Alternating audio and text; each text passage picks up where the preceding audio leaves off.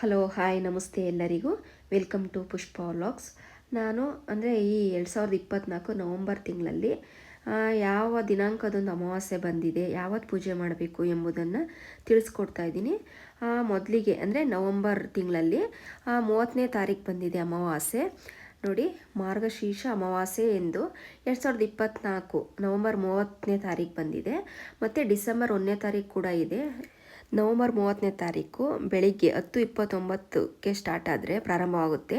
1ನೇ ತಾರೀಕು ಡಿಸೆಂಬರು 11:50 ಬೆಳಿಗ್ಗೆಗೆ ಮುಕ್ತಾಯ ಆಗುತ್ತೆ. ಆದ್ದರಿಂದ ನಾವು ಡಿಸೆಂಬರ್ 1ನೇ ತಾರೀಕು ಅಂದರೆ ಬ್ರಾಹ್ಮಿ ಮುಹೂರ್ತದಲ್ಲಿ ಪೂಜೆ ಮಾಡಿದ್ರೆ ತುಂಬಾ ಒಳ್ಳೆಯದಾಗುತ್ತೆ.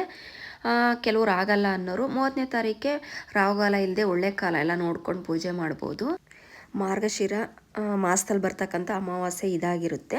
ಹಾಗಾಗಿ ನಾವು ಡಿಸೆಂಬರ್ 1 ಆದರೂ ಆಗ್ಬೋದು, ಇಲ್ಲ ನವಂಬರ್ 30ನೇ ತಾರೀಕು ಆದರೂ ಆಗ್ಬೋದು. ಸಂಜೆ ಪೂಜೆ ಮಾಡ್ಬೋದು.